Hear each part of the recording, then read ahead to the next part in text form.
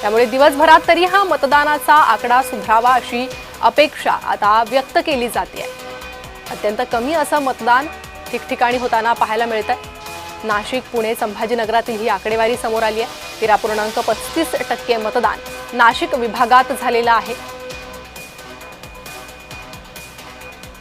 अधिक माहिती या संदर्भात आपण घेणार आहोत। आमचे प्रतिनिधी सध्या माझ्यासोबत जोडले गेले आहे।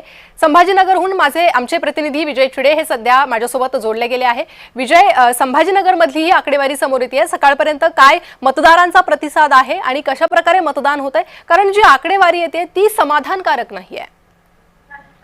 नक्कीच जर पाहिलं प्रणिता तर छत्रपती संभाजीनगरच्या 6 नगर परिषदमध्ये जे आहे ते सकाळी 7:30 वाजल्यापासून मतदान प्रक्रियेला सुरुवात झाली होती। 9:30 वाजेपर्यंत जे आहे ते मतदान टक्केवारी जी आहे ती समोर आल्याची पाहायला मिळाली होती। यामध्ये 9.27% जे आहे ते मतदान यामध्ये झाल्याचं आपल्याला पाहायला मिळत होतं। त्यामुळे आता मतदानाच्या टक्केवारी वाढवण्यासाठी उमेदवार देखील आता धावधाव करत असल्याचे आपल्याला अनेक नगर परिषदेमध्ये पाहायला मिळत आहे। कारण तब्बल 2.25 तासामध्ये जे आहे केवळ 9% मतदान झाल्याचं पाहायला मिळतं। त्यामुळे सध्या जर पाहायला गेलं तर थंडीचे दिवस आहे, त्यामुळे सकाळच्या वेळामध्ये जे आहे ते मतदान कमी होणार असल्याचा देखील अंदाज वर्तवला जात होता। आणि आता 11च्या पुढे जे आहे ते मतदान टक्केवारी वाढण्याचा अंदाज जो आहे तो वर्तवला जात आहे। कारण आता थंडीचे दिवस आहे, त्यामुळे मतदान जे आहे ते बाहेर येण्यासाठी सकाळी टाळल्याचं पाहायला मिळालं। मात्र आता 11 वाजत आलेले आहे आणि 11च्या सुमारास आता मतदानाची टक्केवारी जी आहे ती आता वाढणार असल्याचा देखील अंदाज वर्तवला जात आहे।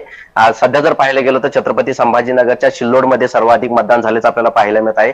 आणि त्यानंतर जर पाहिलं सर्वाधिक कमी मतदान जे आहे ते गंगापूर नगर परिषदेमध्ये झाल्याचं आपल्याला पाहायला मिळत आहे। सध्या जर पाहायला गेलं तर अनेक ठिकाणी वाद देखील झाल्याचं आपल्याला पाहायला मिळत होतं। सिल्लोडमध्ये देखील उमेदवाराचे प्रतिनिधी जे आहे त्यांना आतमध्ये जाण्यावरून त्या ठिकाणी वाद निर्माण झाला होता। त्यानंतर खुलताबादमध्ये देखील क्षेत्रीय अधिकारी आणि उमेदवाराचा शब्दिक चकमक झाल्याची आपल्याला पाहायला मिळाली होती। त्यामुळे सध्या जर पाहायला गेलं तर मतदान देखील प्रतिसाद जे आहे ते देत असल्याचे पाहायला मिळत आहे। मात्र दुपारपर्यंत मतदानाची टक्केवारी समोर येणार आहे। 2 वाजेपर्यंत किती मतदान होणे आणि त्यानंतर किती टक्के मतदान शिल्लक राहील यावरती अंदाज वर्तवला जाणार आहे। मात्र सकाळची जर आकडेवारी जर पाहिली गेली तर ही कुठेतरी असमाधानकारक असल्याचे पाहायला मिळत आहे। कारण केवळ 9% मतदान जे आहे ते या भागामध्ये झाल्याचं पाहायला मिळत आहे। आणि त्यामुळे आता दुपारी 2 वाजेपर्यंत कमीत कमी 50 ते 40% मतदान होणं अपेक्षित असल्याचं देखील आता अंदाज वर्तवला जात आहे।